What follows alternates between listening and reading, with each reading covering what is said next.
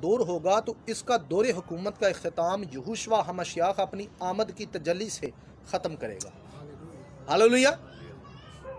1656 का इख्तिताम किससे होता है? तूफान से।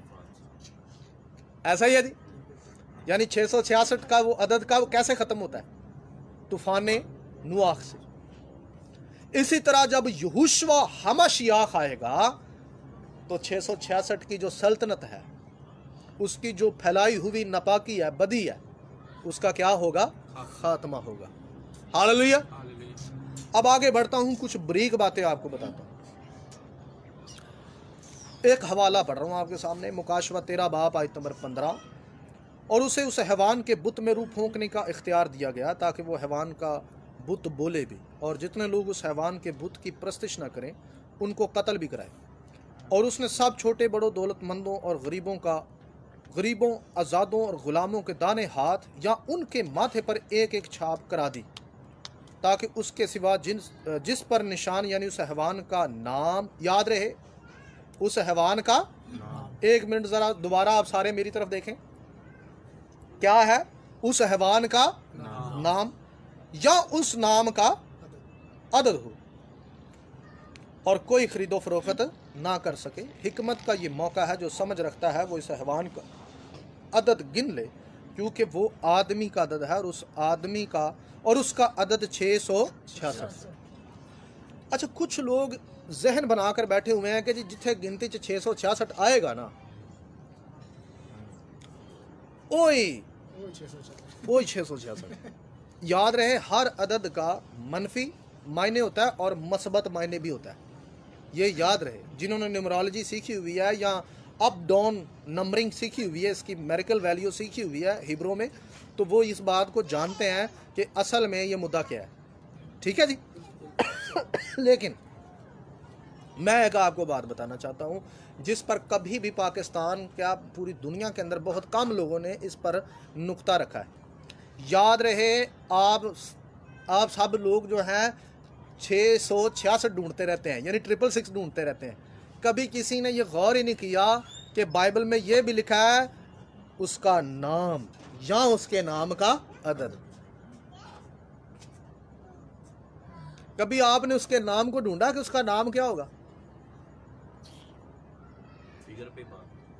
सिर्फ स्कॉलर्स की दुनिया के अंदर या कलीसिया के अंदर हमेशा जब भी हैवान के मतलब या उसके अदद के मतलब बात होती है तो हमेशा अदद पर ही बात होती है, लेकिन उसके नाम के बारे में बात बहुत कम मैंने देखा है या पढ़ा है कि उसके नाम पर कभी बात नहीं होती।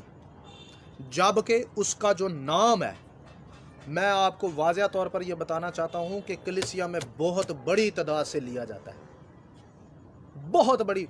छोड़ें दूसरों को तो छोड़ें, मैं कलीसिया की बात कर रहा हूं।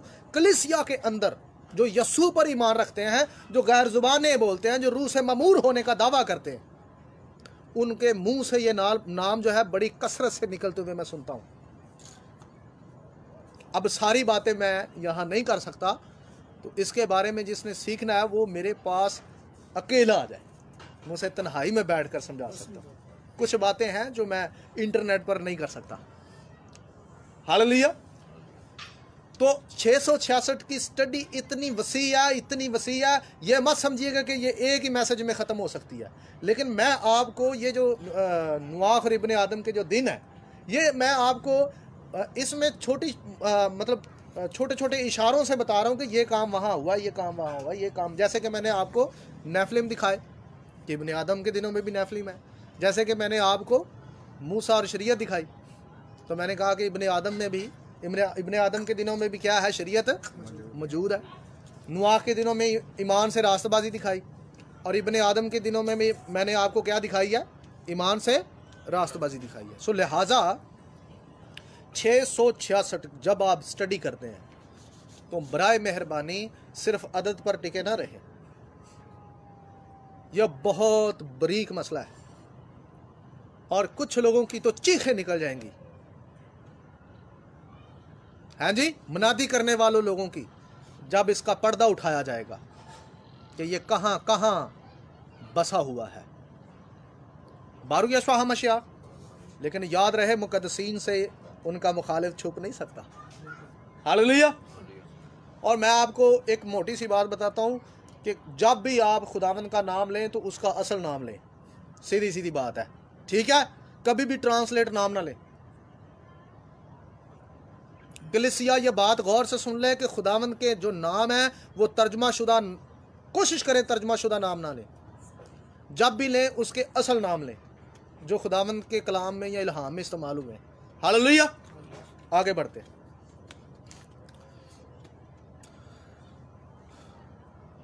क्योंकि नवाख के दिनों में लोग नहायत बदकार और खुदा के नाफरमान और नाराज थे।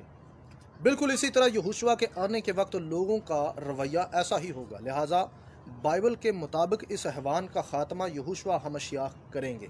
हालेलुया।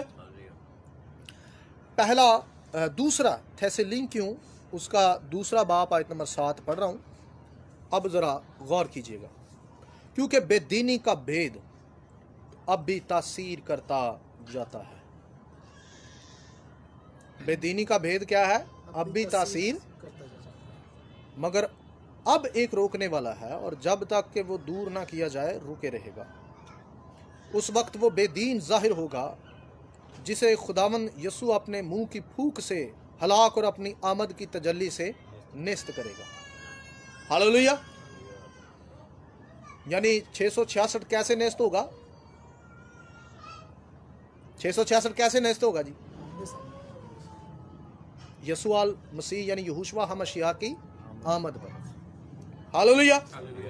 और जिसकी आमद शैतान की तासीर के मुआफिक हर तरह की झूठी कुदरत और निशानों और अजीब कामों के साथ और हलाक होने वालों के लिए नाराज़गी के हर तरह के धोखे के साथ होगी, इस वास्ते कि उन्होंने हक की मोहब्बत को इख्तियार ना किया जिससे उनकी निजात होती। इसी सबब से खुदा उनके पास गुमराह करने वाली तासीर भेजेगा ताकि वो झूठ को सच जाने, और जितने लोग हक का यकीन नहीं करते बल्कि नाराज़गी को पसंद करते हैं वो सब सज़ा पाएंगे। बारू यशवा यहाँ एक बात जो है हमने इस पर गौर करें। एक बेदीनी है जो बड़ी खुली है, सबको पता ये बेदीनी है, लेकिन रसूल ने एक बेदीनी यहाँ पर ऐसी बताई है जो बड़े भेद में है। क्या लिखा हुआ है कि बेदीनी का भेद तो अब भी तासीर करता जाता है। यानी ये बेदीनी कैसे आ रही है? भेद में। ऐसा भेद है कि लोगों को समझ नहीं आ रहा कि ये अब आपको पता है बेदीनी को भी लोग नेकी कहना शुरू हो गए।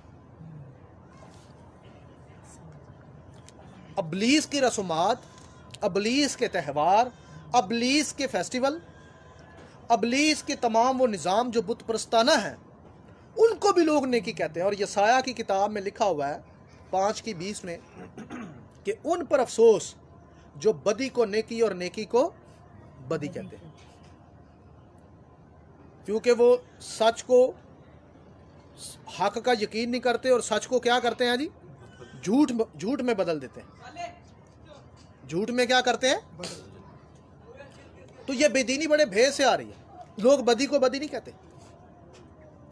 मेरी कल एक भाई से बात हो रही थी तो मैं उनको कह रहा था कि भाई हमारी ये पड़ोसी कौम जो है, हमारी पड़ोसी कौम की जो बहनें हैं, वो जब नमाज पढ़ती हैं उनमें मैंने बहुत सारी औरतों को देखा है कि वो अपने नाखून की मैल तक निकालती हैं वुज़ू के टाइम।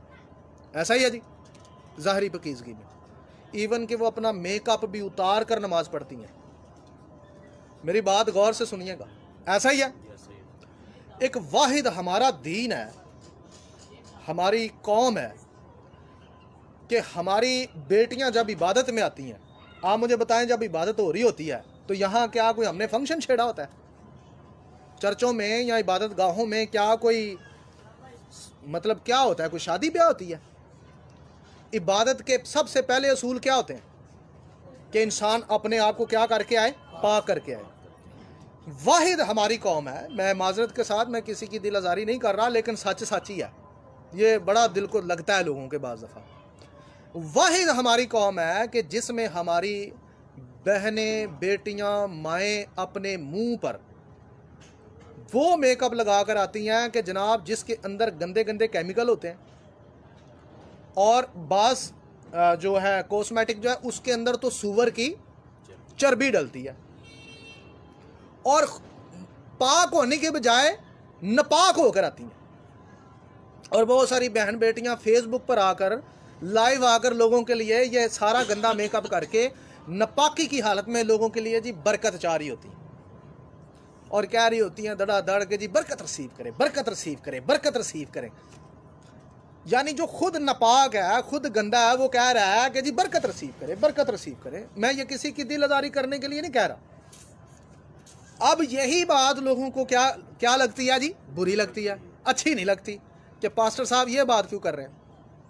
क्योंकि लोग इस बदी को भी अब अच्छा कहना शुरू हो गए। इसको मॉडलिज्म का नाम देकर, इसको फैशन का नाम देकर गंदगी को इबादत में क्या कर लिया गया है? शामिल कर लिया गया और कबूल कर लिया गया है। इस पर उंगली कोई नहीं उठाता। यानी इबादत को भी नपा कर दिया गया, इबादत को भी क्या कर दिया गया है? नपा कर दिया गया। और अपनी दलील, अपने आप को बचाने के लिए दलील ये दी जाती है, और देखो जी फलाना यहूदी भी करता है, और फलाना क्रिश्चन भी करता है, और फलाना स्कॉलर भी करता है, और फलानी खादमा भी कर दी है। तो हम मिसाल क्या देते हैं जी? फलाना करने दे, फलाना करने दे, फलाना करने दे। यानी बाइबल जो कहती है ना, वो जो मर्जी कहती रहे, हमने दूसरों को देखना है। एग्जाम्पल क्या है जी मुकद्दसीन के पास? बाइबल के मुकद्दसीन, हालेलुया। और आज मौजूदा हर मुकद्दसीन को कंपेयर किससे किया जाएगा? बाइबल के साथ। ठीक है ना जी? तो बड़ी माजरत के साथ कि आज जो मुद्दा है वो बड़ा ही खतरनाक किस्म का है कि लोगों ने बेदीनी को इतनी अच्छाई में लोगों के सामने क्या कर दिया है? पेश कर दिया कि लोग अब बेदीनी को भी अच्छा कहना शुरू हो गए कि नहीं जी इससे कोई मसला नहीं है, इससे कोई मसला थोड़ी ना है। खुदा किसको देखता है? ये दिल को देखता है। यीशु ने कहा जो दिल से बाहर आता है, जो अंदर होता है वही दिल से बाहर आता है। तो आपका जो बाहर से नजर आता है असल में वही अंदर होता है। यानी आप अगर बाहर से नापाक है तो इसका मतलब है पहले दिल से नापाक है। बात समझ आ रही है जी? तो अब आप ये सोचें कि हमारी बहनों को, हमारी बेटियों को किस तरह से इबादत में आना चाहिए। आप सबकी आवाज चाहिए पाक होकर आना चाहिए कि नापाक होकर? पाक होकर। मैं मतलब अगर मैं चाहूँ ना तो लोगों के बहुत सारे स्क्रीनशॉट लेकर, तस्वीरें लेकर मैं आपको दिखाऊं कि ये देखें ये फलानी बहन है, ये फलानी बहन है। लेकिन मैं ये नहीं करना चाहता। मैं आपको बल्कि ये कहता हूं कि आप जरा फेसबुक पर खुद ही विजिट करके देख लें कि क्या माहौल बना हुआ है। मेरी बात समझ रहे हैं कि इस वक्त मुद्दा क्या बना हुआ है? कलीसिया के अंदर निज़ाम क्या चल पड़ा है? लोग इबादत को भी गंदगी की हालत में करते हैं, नापाकी की हालत में। ये सारे कॉस्मेटिक जो हैं वो नापाक होते हैं। इसी तरह बहुत सारी और बातें हैं जो मैं यहाँ फेसबुक पर नहीं कर सकता। ठीक है जी? वो आप मुझसे तन्हाई में बैठकर पता कर लें, वो इससे बहुत बड़ी बातें हैं। ठीक है जी? क्योंकि 666 का मजमून एक ऐसा मजमून है जो कि बहुत सारे लोगों के समझ लें कि मामलात जो है हिला देगा। आगे बढ़ते हैं।